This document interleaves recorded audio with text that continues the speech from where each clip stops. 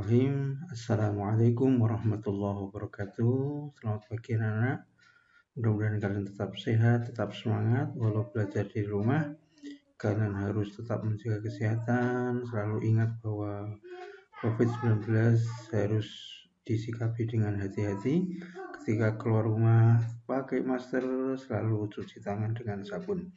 Baiklah, pada kesempatan hari ini saya akan menyampaikan materi tentang iman kepada hari akhir. Iman pada hari akhir harus kita yakini sebagai seorang muslim. Ini merupakan rukun iman yang kelima. Kemudian kita ketahui bersama bahwa hari kiamat bisa disebut juga hari pembalasan. Hari pembalasan sebagaimana Allah berfirman di dalam Quran surat Al-Baqarah ayat 4, walladzina yu'minuna bima unzila ilaika wa ma unzila min qablik wa bil akhirati hum yuqinun.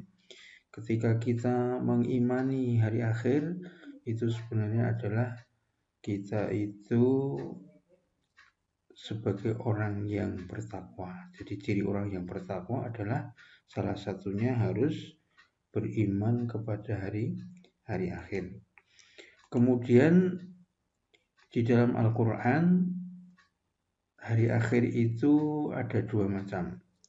Pertama, hari akhir atau kiamat sugro. Nah, kiamat sugro itu artinya kerusakan kecil. Apa yang termasuk kiamat sugro? Nah, contohnya kematian. Di dalam Al-Quran, surat Al-Ankabut ayat 57, Allah berfirman, kullu nafsin dha'iqatul maut, summa ilaina turja'un. Tiap-tiap yang berjiwa akan merasakan mati, kemudian hanyalah kepada kami kamu kembalikan. Anak-anakku semuanya, jadi kematian pasti sudah sering kita lihat, kita dengar. Ketika orang mati, itu adalah sebagai contoh terjadinya kiamat kecil. Dan kita sebagai hamba Allah, semuanya menanti datangnya kematian. Nah, kemudian yang kedua adalah kiamat kubro. Nah ini, kiamat kubro itu merupakan berakhirnya dunia. Nah, berakhirnya dunia. Ini beda dengan kiamat sugro. Kalau kiamat sugro itu terjadi tetapi dunia masih ada. Dunia belum berakhir. Tetapi kalau kiamat kubro sudah terjadi, dunia ini kan hancur. Dunia ini akan sirna. Nah, kemudian sebagaimana Al-Quran, ketika kiamat kubro terjadi itu diawali dari tiupan sangkakala oleh malaikat Israfil. Setelah tiupan pertama, maka hancur dunia ini. Anda bisa lihat dalilnya di Al-Quran surat Al-Haqqah ayat 16. Nah, anak-anakku semuanya, kemudian kita akan lihat perjalanan seorang manusia ketika sudah terjadi kiamat kubro. Kemudian sangkakala pertama kali ditiup, maka semesta akan hancur.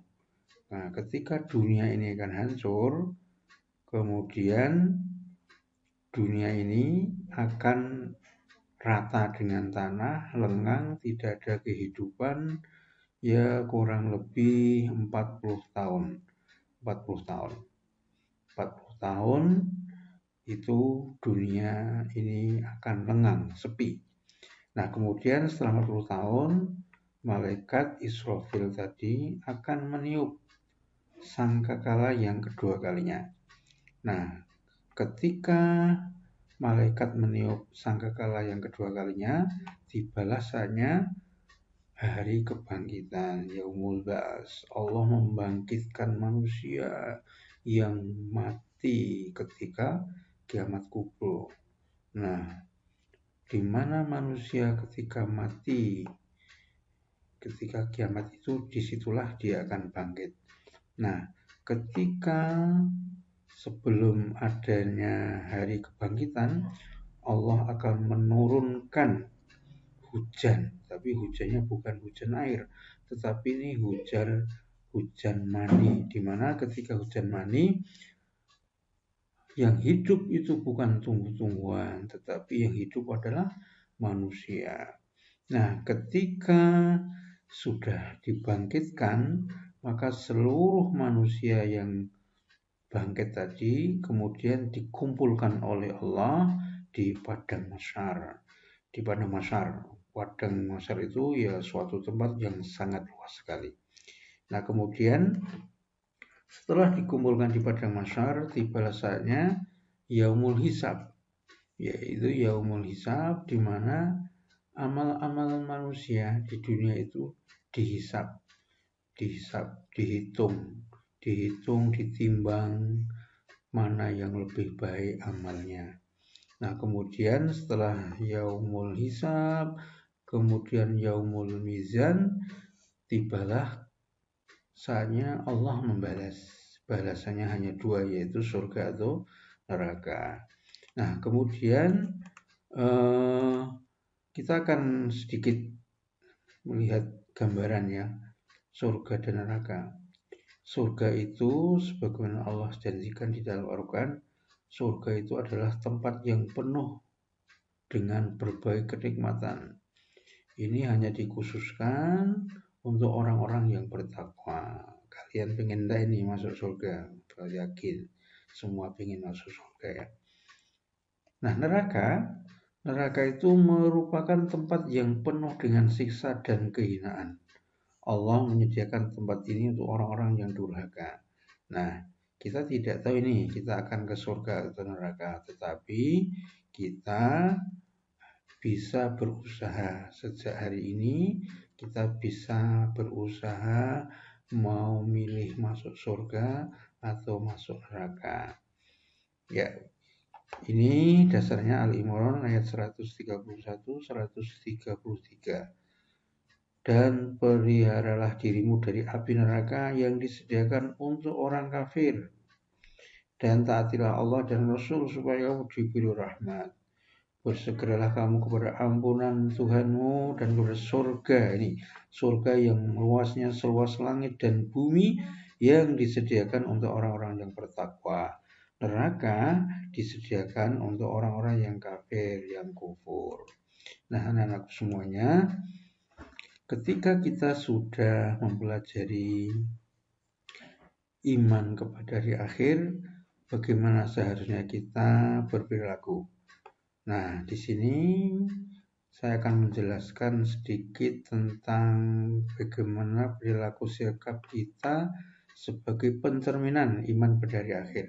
Yang pertama, senantiasa bertakwa kepada Allah. Nah, takwa itu ya perintah Allah kita laksanakan, larangan Allah kita jauhi. Yang kemudian yang kedua adalah disiplin. Disiplin dalam melaksanakan sholat 5 waktu. Nah, sholat 5 waktu, siapa ini yang belum sholat 5 waktu? Pertama, yang belum sholat 5 waktu, segera sholat. Kalau sudah sholat 5 waktu, disiplin waktunya, jangan menunda-nunda waktu sholat. Nah, di samping melaksanakan sholat 5 waktu, ibadah-ibadah lain yang wajib harus dilaksanakan, seperti puasa Ramadan, zakat. Nah, itu harus dilakukan. Nah, anak-anakku semuanya, Rasulullah bersabda, ini amal yang paling pertama dihisab dari seorang hamba di hari kiamat adalah sholatnya. Jika sholatnya diterima, maka diterimalah amal-amal yang lain. Jika sholatnya ditolak, maka ditolaklah amal-amal lain. Nah, jadi di sini kunci kebaikan amal kita itu adalah kualitas sholat kita. Ini harus kita perhatikan. Sholat ini harus kita perhatikan. Kemudian yang ketiga, kita mencintai fakir miskin. Nah, bagaimana mencintai fakir miskin? Ya, banyak cara. Yang pertama, kita harus menjaga sikap, ucapan, perbuatan kepada orang-orang fakir miskin. Kita tidak boleh menghina, kita tidak boleh mengolok-olok orang-orang yang fakir, yang miskin ini, dan kalau perlu kita bantu dengan harta benda kalau kita mampu. Kalau tidak mampu ya cukup bersikap dengan baik, kita jaga ucapan kita, jangan menyakiti hatinya, ya kita jaga perbuatan kita.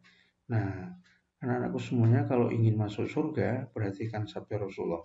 Setiap segala sesuatu ada kuncinya, sedang kunci surga adalah mencintai fakir, miskin. Nah ini, ayo saya yakin tetangga-tetangga kita, saudara-saudara kita ada yang fakir, yang miskin.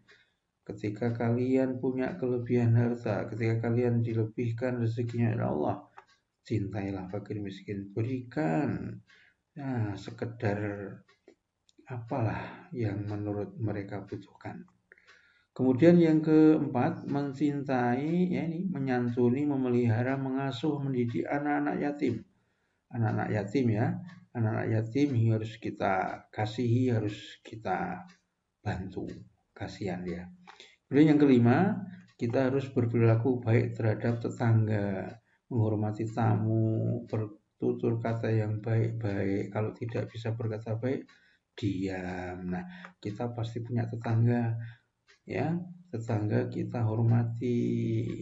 Kita harus berperilaku baik dengan tetangga. Kalau ada tamu kita hormati. Bagaimana menghormati tamu? Ya kita persilahkan masuk. Kita menunjukkan wajah yang berseri-seri, welcome, selamat datang, dan seterusnya, dan seterusnya. Nah, anak-anakku semuanya, ini ketika kita mengaku beriman kepada Allah dan hari akhir, maka berbuat baiklah kepada tetangganya. Barang siapa yang beriman kepada Allah dan hari akhir, hendaklah menghormati tamunya. Barang siapa yang beriman kepada Allah, maka hendaklah berkata yang baik-baik saja. Kalau tidak bisa berkata baik, maka diam saja. Ini hadis riwayat Muslim. Nah, kemudian yang keenam, kita harus melaksanakan 7 macam perilaku yang menyebabkan kita mendapatkan naungan Allah. Apa saja itu? Coba dibaca di sini, di sabda Rasulullah ini ya. Ada 7 golongan yang mendapat naungan Allah. Ya, ini salah satunya nomor 2 ini, pemuda yang rajin beribadah. Nah, kalian pelajar SMK kelas 11, kelas 12, kelas 10 ya. Ini termasuk pemuda. Nah, ketika kalian rajin beribadah, kalian akan dinaungi Allah, dilindungi oleh Allah. Kemudian ketika sudah rajin ibadah, orang yang hatinya selalu rindu ke masjid, beribadah dan ibadah selalu di masjid. Nah, ini termasuk orang yang rajin ke masjid itu adalah orang yang insya Allah kelak akan dinaungi oleh Allah di akhirat.